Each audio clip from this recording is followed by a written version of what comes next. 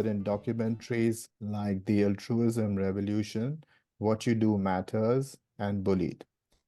Emma graduated from Yale and Columbia and received her PhD from Stanford University. Originally from Paris, France, she is a native speaker of French, English, German, and conversant in Spanish and Mandarin Chinese. Wow, very multilingual. Emma will be speaking to us for about 40 minutes, and you can go well over 11 o'clock, Emma. You have plenty of time, and we'll take questions after that. So for our participants today, you can send your questions on the chat line, but we request you to stay on mute during her presentation. Emma, it's over to you. Good morning, everyone. I hope that you are having a nice morning so far. It's a pleasure to be here this morning. I was walking through the Stanford campus in my mind, remembering how that felt. I was a graduate student there for 5 years. It was a really wonderful, special time. And then I continued working at the Center for Compassion, which I'm still affiliated with at Stanford. So it's a joy to bring my mind over there and join you all, though you're probably all over the world. So I considered doing, some formal slides today, but I think I'd rather keep this a conversation. So I'm just going to share a little bit about my own background and what got me interested in this. I grew up in France, and although that can sound romantic, it can sound glamorous in some ways, growing up in Paris, but the mood on the streets was one of complaint. If you've ever been to France, it's kind of how you complain, or at least when I grew up. Maybe it's changed, but you kind of bond with others over the bad weather or something else that's going wrong. And and so I grew up always kind of feeling like things are going to hell in a handbasket, even though there's so much to be grateful for in France. But that's kind of how it felt. In school, if you do really well, you get a 16 on 20. Nobody ever gets 20. It's just a sort of the mentality. So I felt a little gloomy. And then when I moved to the US, I was an undergraduate at Yale. And I noticed, wow, people are a lot more positive here. Like there's no time for complaints. There's no patience for that. And I thought, I like this better. This works better for me. I much prefer a more positive attitude. And then after a couple of years, I noticed, wow, people work themselves into the ground. Like they really identify with I am what I do. And it causes a lot of suffering for people and a lot of burnout as well. So that was really interesting to note. And then I lived in China for a couple of years after college. And I lived among people who had nothing and were grateful for everything.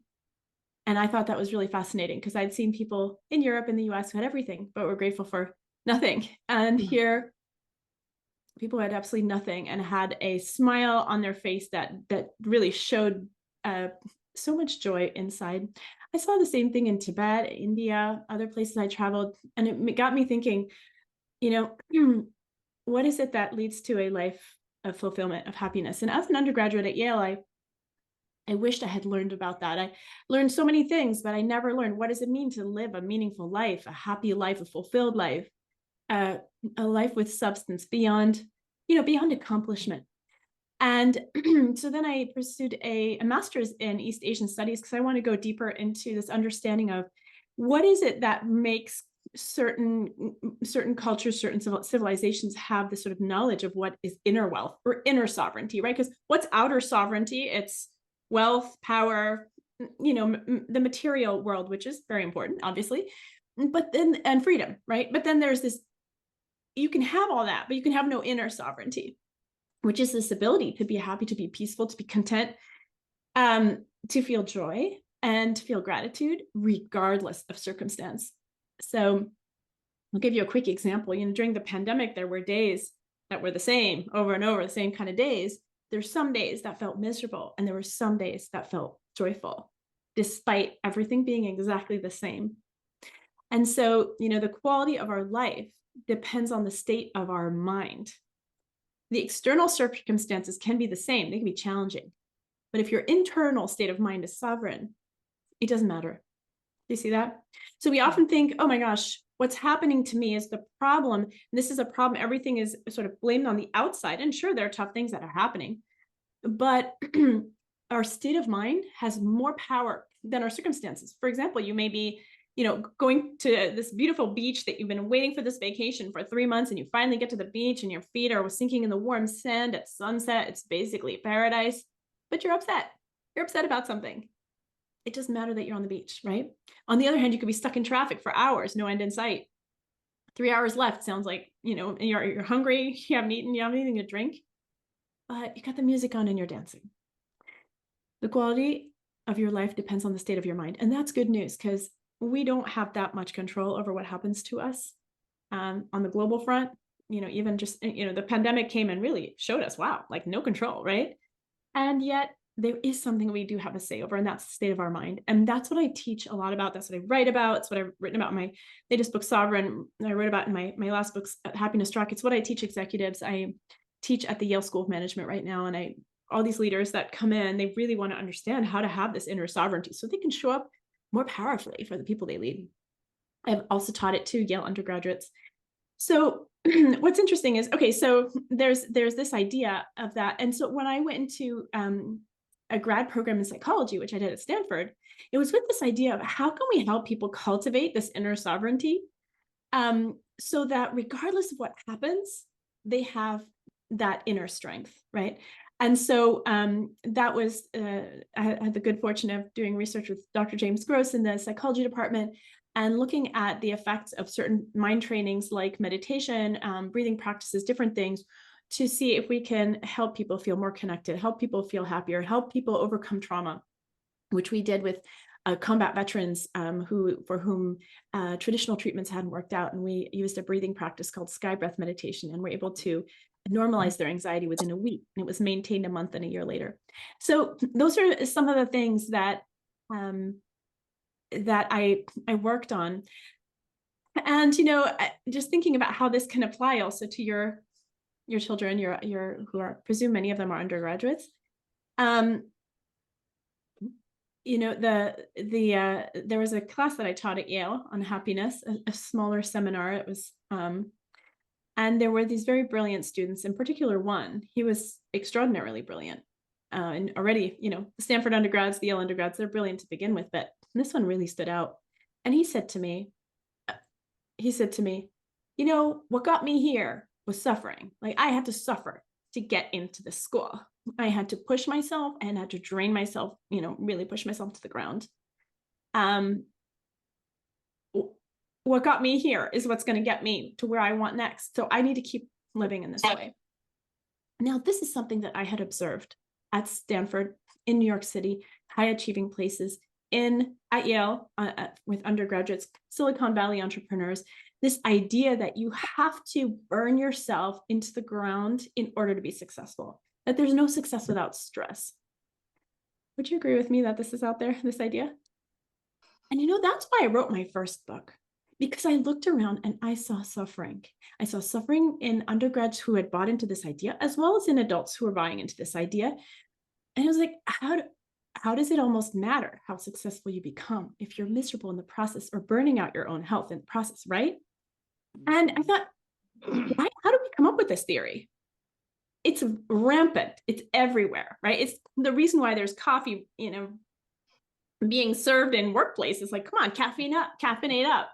I have a friend who meditates a lot, and he's really calm demeanor. And he was working at a tech company in the Bay Area. He just started that job, and his recruiter called him and said, your boss is really concerned about you because you don't look stressed. So he thinks you're not working, right? So there's this idea that we have to be in the state of mind. So as a scientist, as a psychologist, I thought, let's look at the data on this. And what the data actually shows is that when you take care of your well-being, if you lower your stress levels and improve your overall well-being, you actually become more focused, you become more creative, you become more innovative, you make better decisions, you're more emotionally intelligent, you have better cognitive skills like memory and attention. I'm thinking, what are we doing?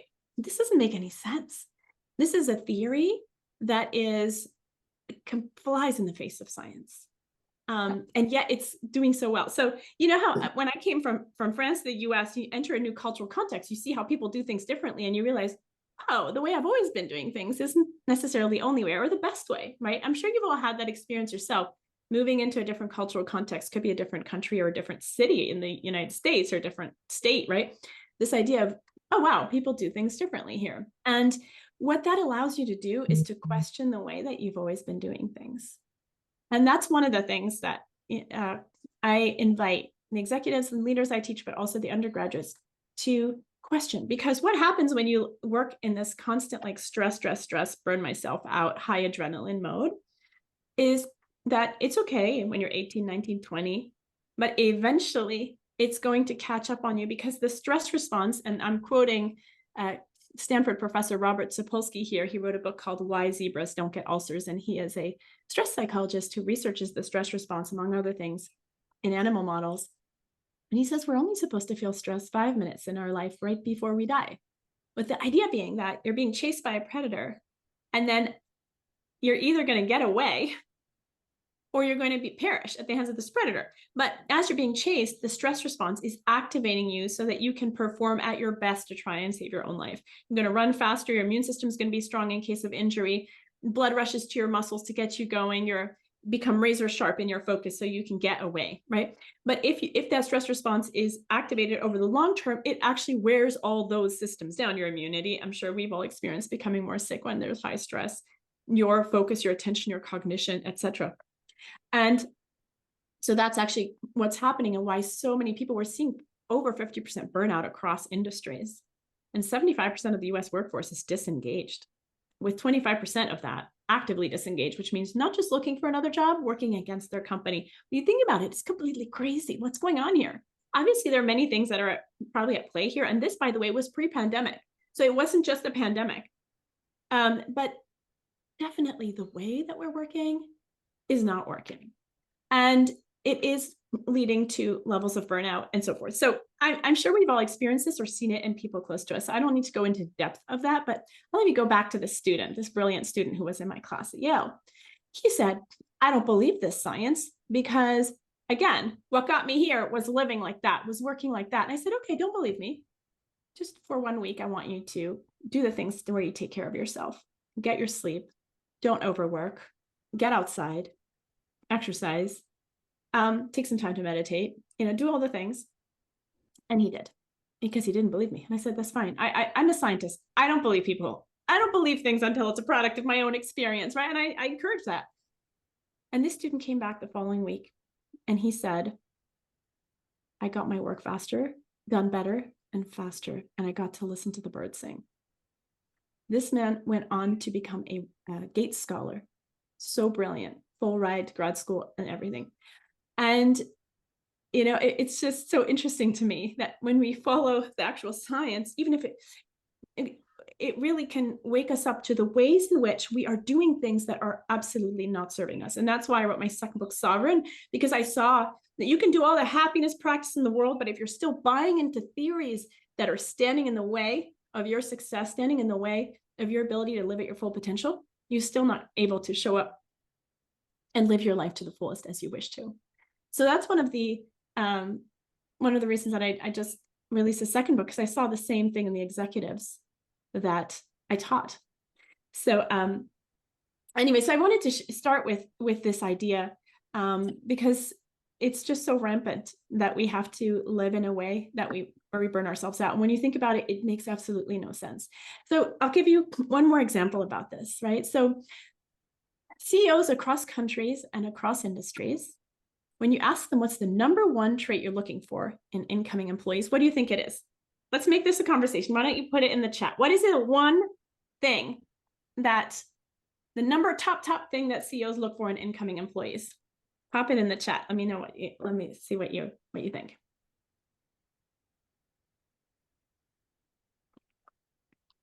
Can you guys access the chat? Yeah. Dedication, competence, or hard work. Team member, interested in the job, can-do attitude, integrity, hard work, friendly, problem solving. All those things are great, but I'm not getting, there's something else. There's something that tops it all. What do you need to be competitive? What do you need to be competitive? More than any of these things, how are you gonna outdo the competition? Creativity. Christina's got it. Thank you, Christina. Creativity, right? How can you it doesn't matter if you have integrity and hard work and smarts if you don't have creativity, if you don't have innovation, if you can't even innovate, right? Okay, so now I've got another question for you. You know, when you're working on a problem in your life, or you're working on a problem at home or wherever, right? And you're thinking, how am I gonna figure this out? How am I gonna solve this? When do you get your aha moments? In what kind of activities are you doing when you get aha insights into what you should do? Let me know in this. Okay, I'm getting shower, lots of showers. Yeah. What else? Music, walking, sleep, walking in nature. When I'm in a state of flow in nature, relaxing. Yeah, exactly. So you see, so especially in Silicon Valley, right? But in any company really that wants to be innovative and at the cutting edge of what they're doing, you need to be able to innovate. And yet, when do you innovate best? When, and I'm seeing this in the chat, when you're in the shower or walking in nature or relaxing upon waking up, yoga. What's the thing? What's the thread flowing through all those things? What is the thread? You're calm. You're calm. Do you see that? And if you think about all those companies, especially I'm thinking Silicon Valley, where it's like innovation, we got to innovate. And everybody's stressed out and high on caffeine and got all this pressure on them. Are they going to innovate? It's really hard. You're going to innovate when you are not in a stress zone. And research shows, neuroscience research shows that we are most likely to be in an innovative frame of mind when our brain is in alpha wave mode, which is when you're neither highly focused nor deeply relaxed and about to go to sleep, but you're in the in-between space. You could think of it as a meditative state of mind. And that's, you're in there in the shower, right? Why does shower come up so much? Because you can't take your phone in there, right? We could spend all day not being in alpha wave mode thanks to technology. You can roll over in the morning. Somebody said right in the morning. Why? Because your mind is still clear. You're still not highly focused on anything, but you could roll over in bed, grab your phone, and be in a highly focused state of mind for the rest of the day. Who are the most creative people on the planet? Children under age 7 who haven't been given a screen yet, right? They're building things out of, my son was just on the driveway today. He built a whole shop out of boxes. They're constantly in that mode, highly creative. We have the same ability unless we prevent it by being in this sort of high stress frame of mind. And I just want to make a quote here. Albert Einstein, who knew how to access this. And he said, and I was just looking up this quote again this morning, he said, we have the intuitive mind and then we have the rational intellect. And he said, and we've, the intellect should be the servant of the intuitive mind.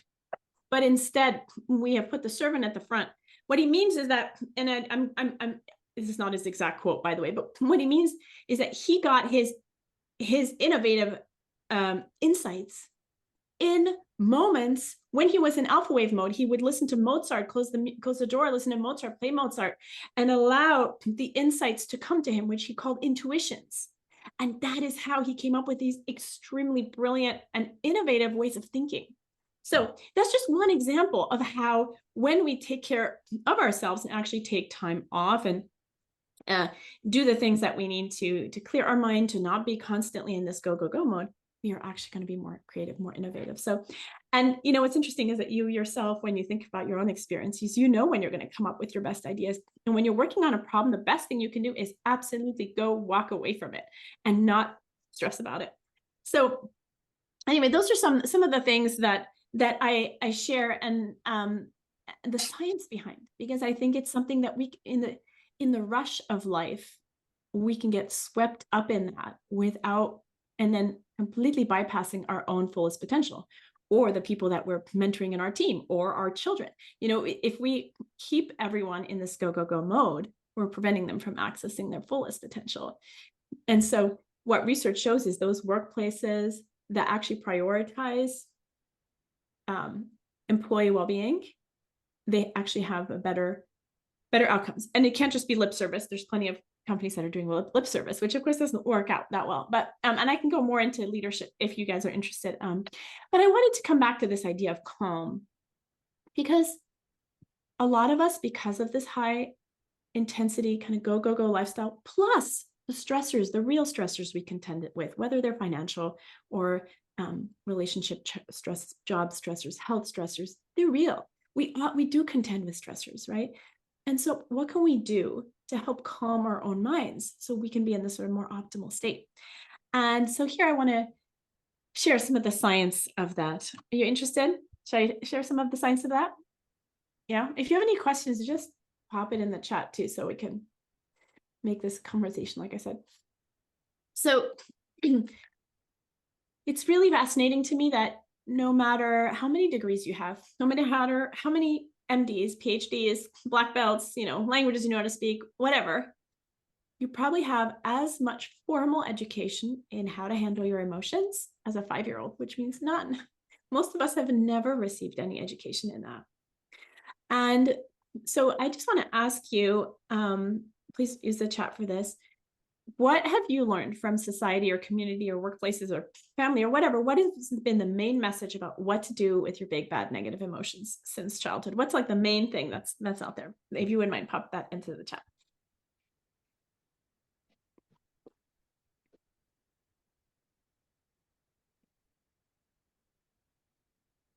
Megan wrote, squash bad emotions down. I love how you said that, Megan. Breathe, tough it out. Yeah. And I'm not saying stuff, enlightened stuff. This is the stuff, don't show them. This is what our societies have taught us this. Squash bad emotions down and don't show them. Ignore. This idea of suppression has been rampant. It's kind of, you're not overtly taught it, but it's what everyone's doing. And it's what it's expected. And I wanted to just share with you the science of that.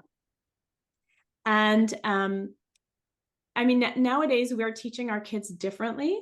But if you think back on yourself and how you learned and what you learned, we learned from models around us who were using most of the time suppression, unless you're maybe from Southern Italy, in which you can have full expression is considered good for the heart. But even then, there are certain emotions that are not acceptable. And when they're not acceptable, you're supposed to suppress them. We even tell our kids, don't cry, right? What are we teaching them? Okay. What is suppression? Suppression is pretending you're not feeling something. And we're all really, really good at it because we have good training. So let's look at the data. So James Gross's lab actually at Stanford, where I was a grad student, looked at this. He looked at suppression. And this is what, actually, let me ask you, how is suppression working out for you? And what are the results? Why don't you throw that in the chat? Because you can, when you think back on your own experience, it's helpful. What happens when you suppress your emotions? You get sick physically. It makes it worse. Yep. It doesn't work. Creates resentment. Yeah. It makes things more stressful. You feel drained. Comes out in other ways. Yep. You lose your creativity. Yeah. You go into a spiral of negativity. Yes. All the things that you just said.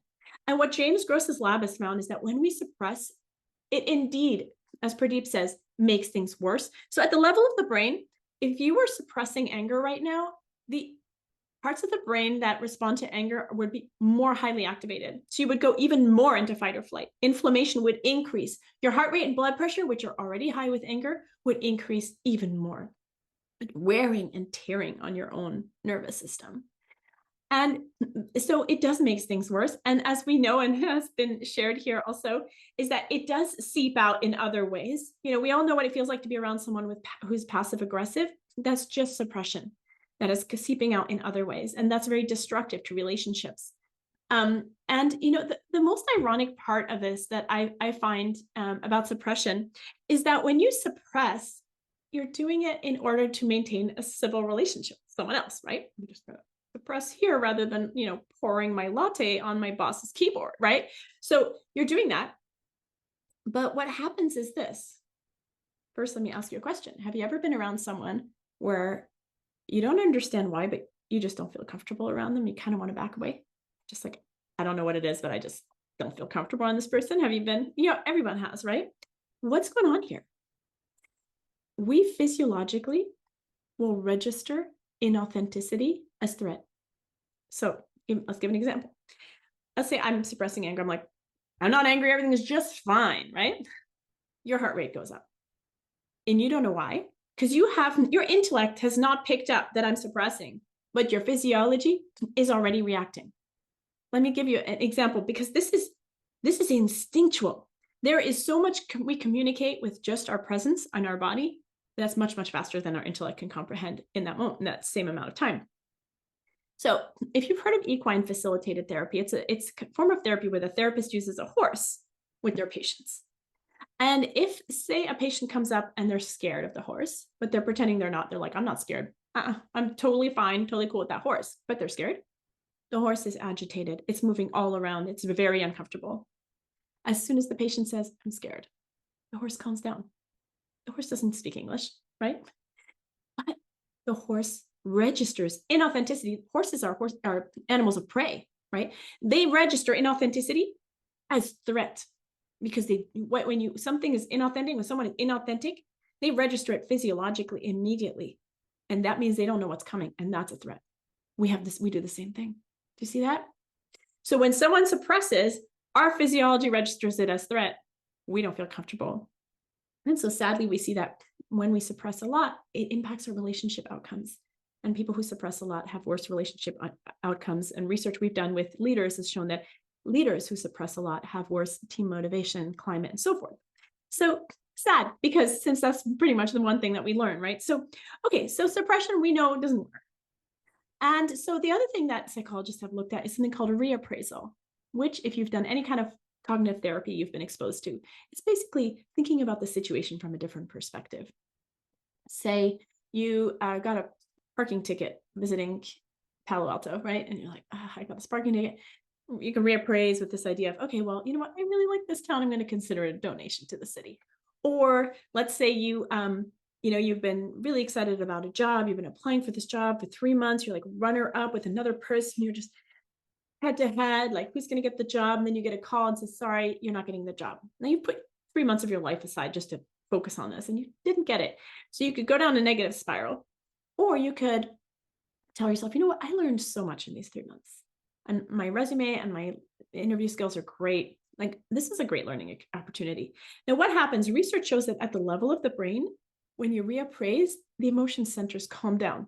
In suppression, they rise. In reappraisal, they start to calm down. So it's a very well-researched technique.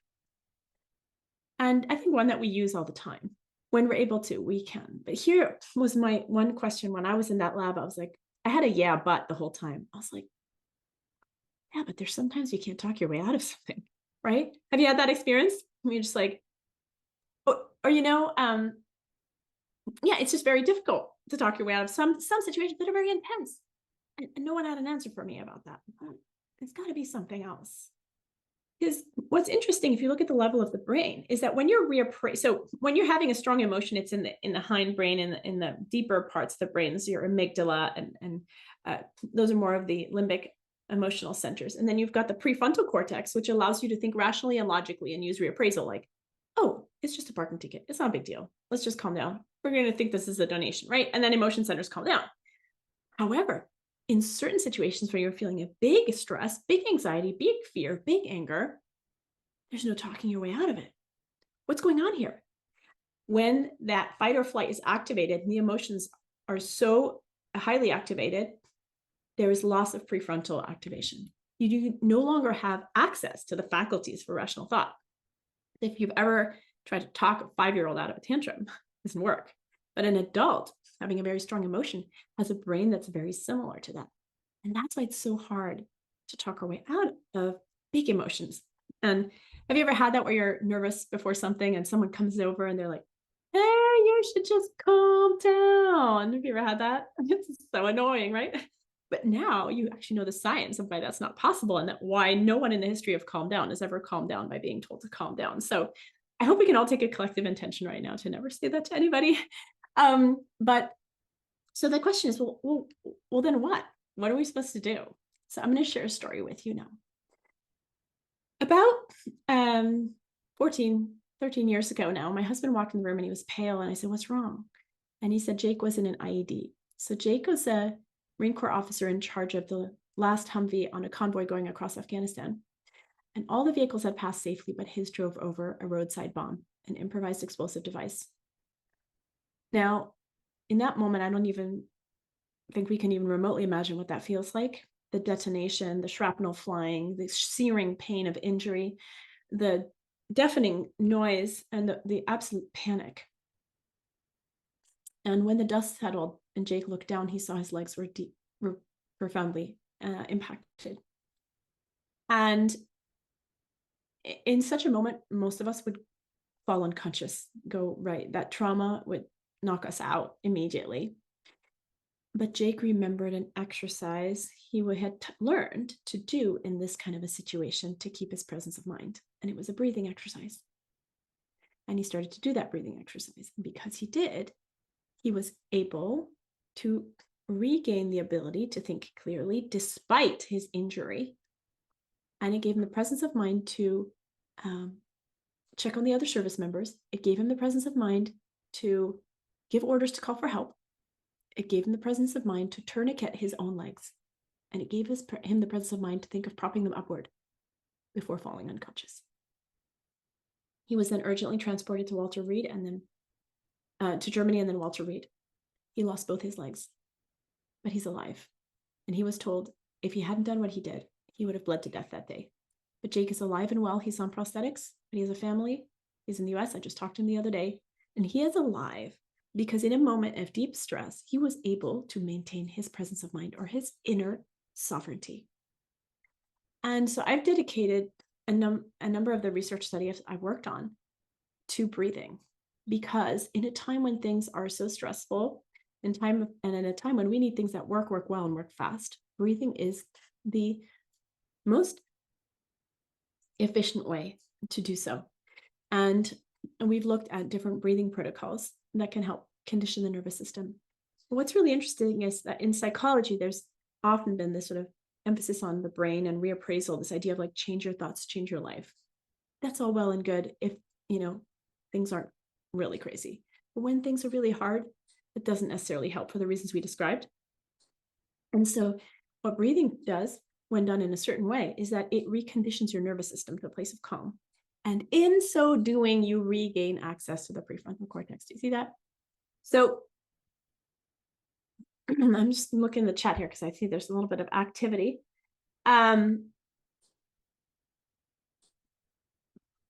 Okay, so I wanted to know whether you want to learn a short breathing exercise right now. Yes? Okay, I'm getting thumbs ups. So first of all, and I'll share a little bit about our studies after this. So when you breathe in, your heart rate increases. And when you breathe out, it slows down. So when you breathe out longer than you breathe in, you're going to start to calm your nervous system. Don't worry about doing it right now. We're going to do it together. I'll guide you through it. So go ahead and close your eyes for a moment. We're going to do this just for like 2 minutes. Close your eyes for a moment. And notice how you feel. So notice how your body feels, tension, looseness. Notice your energy levels, high energy or not. And also notice how many thoughts are popping in and out of your head. Is it high traffic, like a highway of thoughts, or a country road? Notice how you're feeling. Are you feeling peaceful or excited or stressed or whatever it is? Okay, just taking note of where you are.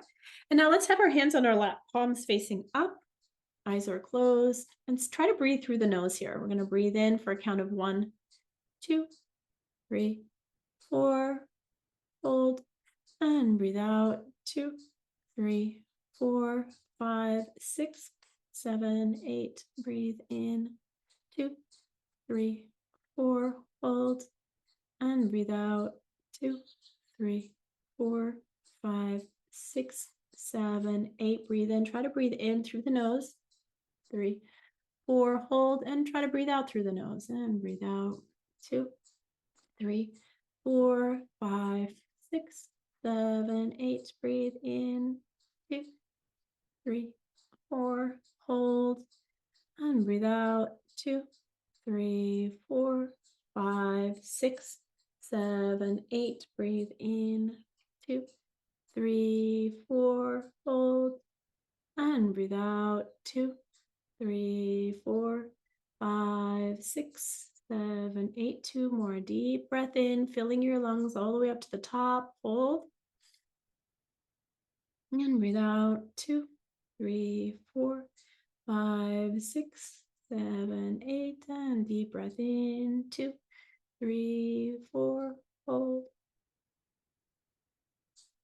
Breathe out. 2, 3, 4, 5, 6, 7, 8. And relax. Eyes are closed. Notice any shifts in how you feel. You just checked in with your traffic of thoughts in your mind and how you were feeling before. See any changes. Notice any changes. And when you're ready, you can open your eyes and you can see how you feel with the eyes open. And then please write into the chat whether you feel different and what you notice.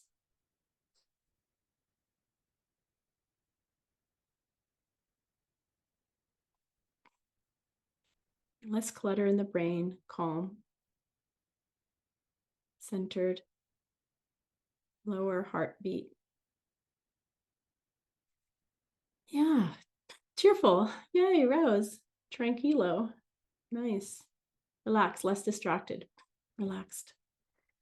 Do you see how this 2-minute technique can have such a powerful impact on your inner sovereignty? Like Megan was saying, less distracted.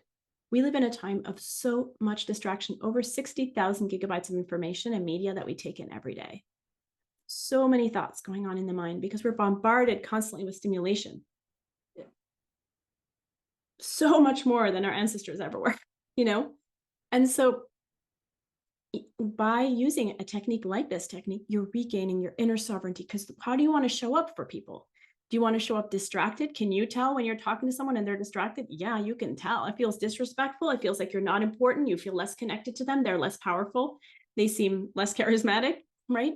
But when you show up for someone who's really, and so this going back to this idea of charisma, if you look at the science of charisma and you break it down, it's not like some special, gift that was bestowed on the lucky few. It's something anyone can have.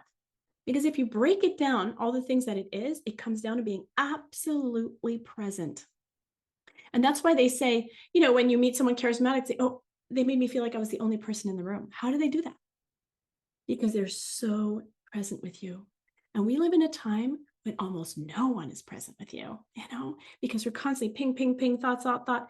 And it's therefore, in such a high-speed world, it's a revolutionary thing and yet an essential thing to balance that with the ability to still your mind, to still your nervous system. And that's how you show up with power. That's how you show up with emotional intelligence. That's how you make better decisions. That's how you show up with charisma. That's how you show up with more focus and attention and concentration and memory, and the list goes on. And of course, creativity, because you've just primed your mind for that. You see that? There's so much to this. So we just did a very short exercise. The research that we conducted with veterans, we did a longer breathing protocol called sky breath meditation, which I recommend, by the way. You can learn it through a nonprofit that originally from out of India, and it's based in the yoga tradition called Art of Living. And then veterans and military can learn it at no cost through a nonprofit called Project Welcome Home Troops. But what our research has shown is that after 1 week, these veterans with severe combat trauma who are bunkered up in their basement, smoking weed and drinking and unable to function, their anxiety normalized. And 1 month and 1 year later, it was still normalized. They were able to move on with their lives, regain that inner sovereignty. So these techniques are things that I've dedicated my research to and I write about in my books, because I just feel like this is a time when we all need to reclaim that. We need to reclaim that inner sovereignty. And that's what I wish for everyone. That's what I wish for our children. That's why I wish for the young people who are going to be our future leaders. And so with all my heart, I write this and I back it with science. And I just hope that it can serve the world. And that's why I also teach leaders now, because, once leaders know about this, then they can share it and they turn that into the culture, that what's normal, and then everyone can show up at their best. So whether the leaders in an organization or leaders in a family or our community, there's so much more I would love to share with you, but I'm going to stop now and take questions because we've got about 10 minutes left. And yeah, thanks for sticking with me, and hope you found this interesting. So I'm going to wait for some questions here if you want to pop some in the chat. So love the interactive nature, Emma, of the session. And so yeah, it's so interesting because my wife is a yoga teacher and she teaches pranayam, and I'm very familiar with the art of living. But you have backed it up with scientific data and how quickly this can have an impact on so many things. Yeah. Really interesting. Oh, my pleasure. And Megan was just saying how we impart this to our Stanford students.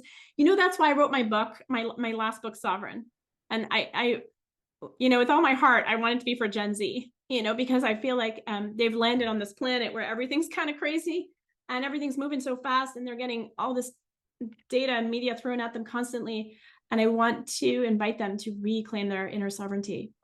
So you can share the book with them. I mean, I think for a lot of people, they want to make their own decisions as to what they're going to do. But in the book, they have some options and they can explore that. And it's, again, it's all science backed. Lucy says, can you repeat the name of the type of breathing? Sky breath meditation. Any examples of kids? Yes, kids can also learn this technique. I've had my kids go through this class because I want them to have that. And my 9-year-old, he knows. I was like, okay, how do you feel after you do your breathing? He's like, I feel good. His behavior is good. He can see it. The other day he came in after a big emotional event. He was really crying hard, and he sat down with me. I was like, you want to do some breathing? He's like, I don't know. I was like, oh, should we just give it a shot? And he was like, yeah, okay, fine. And he did.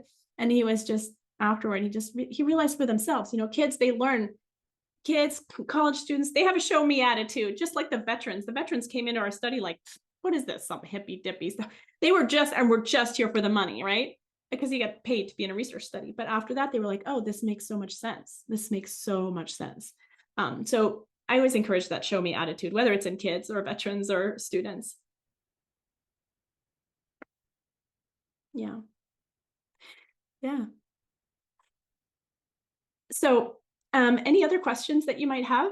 Susan, that says, what's your suggestion on how to manage in life, work, school to relax enough to do your best work while also responding to the urgent and constant? Thank you for bringing this up, because life does bring its stressors, right? So how do we show up? And that's where I talk about this idea of, can we condition our nervous system? So the technique I just taught you is great in the moment to transition from work to home, to prepare your mind before a meeting, to get yourself in the right state before you meet with someone. The question is, what about, can we condition ourselves for a better day all around? And, we go to the gym to strengthen our muscles. Why? So that we can be strong in life, right? You can run on the treadmill, so that day you're late for your airplane, you can run through the airport and not be, have your heart jumping out of your chest. So, but can we do that with our nervous system? And that's where practices like this breathing practice, the sky breath meditation, and meditation in general, or any kind of contemplative practice that trains your nervous system to be calmer, those kind of practices bleed over into your life and give you what I call stress resilience. And my colleague at Harvard looked at, we ran a study with Yale undergraduates, looking at which type of intervention would prevent mental health declines over the course of a semester. So Yale undergrads, their mental health declines over the course of a semester, their burnout increases. I'm sure we see the same at Stanford. And we randomly assigned the students to one of 3 groups. Either they did the breathing, the sky breath meditation that we'd researched with veterans, or they did an emotional intelligence class where they learned techniques like reappraisal, or they did a mindfulness class, mindfulness-based meditation, or they were in a control group. And what we found over the course of the semester is that the group that had the most resilience was the one that had done the breathing, the sky breath meditation. And one of the reasons we think that is because we're not just addressing the mind. We're actually going to the physiology and we're conditioning it for greater calm. And what my colleagues at Harvard found was that they placed students either into a stress management class where they learn techniques like more cognitive techniques or the breathing. And what they found was that when placed in a stressful situation, for example, hey, sit in this room while we measure your heart rate and so forth, in 5 minutes, you're going to go on stage and give a talk in front of an audience. That makes people nervous. And what they found was those who had done the breathing had less of a stress response. So you can think of it as stress resilience, which is what you're doing when you're conditioning your nervous system. So can we condition our nervous system for greater sovereignty all around? So there's the short technique in the moment, like we just did. And then there's, can we cultivate that right into our nervous system? And that's what I think is really cool from a scientific perspective. Merci beaucoup, Dr. Seppala. Thank you. Emma, have you found any relationship between meditation and these other stress relieving techniques? Like, oh, you mean a comparative? Yeah, has meditation, does it have the same kind of impact as does breathing? So, I think it has a different impact. I think both are beneficial. But what we found is that when there's a lot of stress and anxiety, you probably want to start with breathing. I'll give you a personal example. I was in New York during 9/11 and I saw the second plane crash, and, living in Manhattan after that, every morning at 8:30 in the morning, I would shake with anxiety, and I didn't know what to do about it. And I tried a lot of things, and I would try mindfulness I couldn't do it, because when you're very anxious, and the veterans, I noticed they had the same reaction when my colleagues were trying to do meditation with them in their studies, because when you have a lot of anxiety and you sit and close your eyes and observe, it's just overwhelming, right? Your nervous system is just too activated. And so what you're doing with the breathing is you're starting to condition your nervous system back into the parasympathetic, which is the opposite of the fight or flight response. You're calming your nervous system. So after doing breathing, meditation is possible, but when there's a lot of anxiety, it's good to start with breathing, I would say. But the two complement each other beautifully and should ideally be practiced together. I know I do. Do you have any more questions for Emma? Susan, anything you want to add? Yeah, I mean, I just wanted to say, Emma, the books are great. I encourage everybody to buy the books and read the books. We've posted the link in there, and I'll repost them again. Are there anything was? I mean, I know that you talk about the breathing exercise in both of the books, which is great, and we did a practice of that, so we've heard about that, which is so important. Are there any other sort of what you're most proud of in terms of what you've put into those two books that you would like us to take away? I loved your personally, I loved your chapter on imprinting, and now I'm reading the one about relationships. They're both great, and that's as far as I've gotten in the sovereign book and happiness. Yes. Yeah. Thank you, Susan, for saying that. I'll just share a brief study that was done with Yale undergraduates, and these undergraduates were asked, what do you feel most? What are the emotions you feel the most? And you would think, oh, proud and like successful and happy. But actually what they felt most was stressed and tired. And then when they were asked, what emotion do you most want to feel? What do you think it was? Put it in the chat. What do you think it was? What is it that they most want to feel? And Susan, if you read this, don't put it. Don't put it. You've seen this in the book, but it's such a mind-blowing experience to see that. What do they want to feel? Connection, happy, nothing. Happiness, not alone. You know what they want to feel? Loved. They want to feel loved. Thank you, Mary. They want to feel loved. And, it's really interesting to me because no matter how accomplished you are, no matter how many degrees you get, no matter how many A's you get, no matter how many companies you start successfully, no matter how successful or wealthy or powerful or famous you become, no amount of love from others is going to make up for the hole in your heart that's from a lack of friendship from yourself. And having seen so many overachievers, that's pretty much all I've done, and in my own life worked with just high level people, seeing again and again this striving for something that they'll never get through what they're striving for. Nothing wrong with striving, nothing wrong with being a multiple entrepreneur, doing all the things. But if behind that is a form of, I'm going to say that it's going to sound strong, but I'm going to define it for you. If behind that is a form of self-loathing, nothing will make up for that. And why do I say self-loathing? I mean, when I talk to my audiences and ask how many of you are self-critical, 90 to 95%, I would actually say 95% at least of the crowd raises their hand.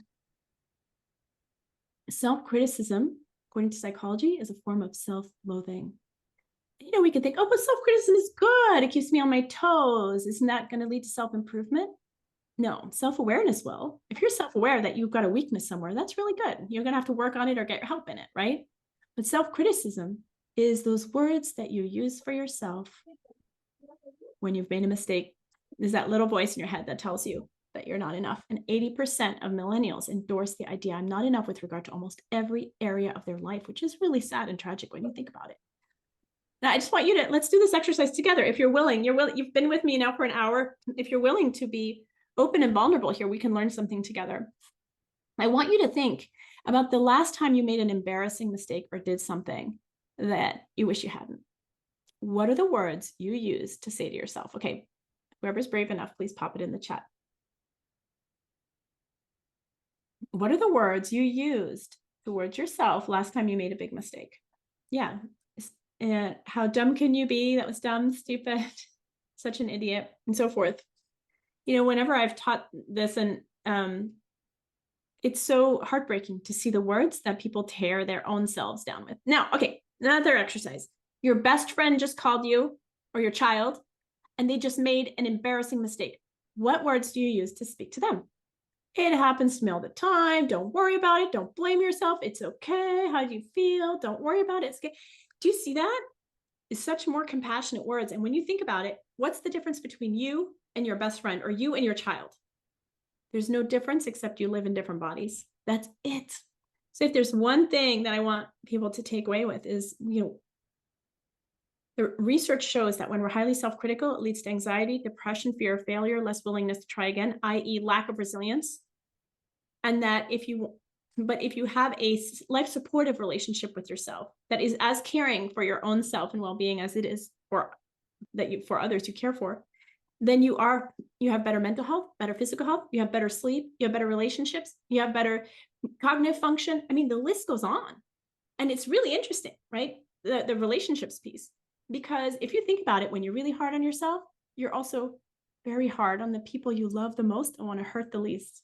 So there's so much data on this. And that's one of the ideas I like to really express, because it's so heartbreaking when you think about, you know, so many people walking around with that kind of relationship with themselves. And one of my hopes is to change that, because the data shows how much more happy, resilient, healthy you are when the opposite is true, not to mention successful.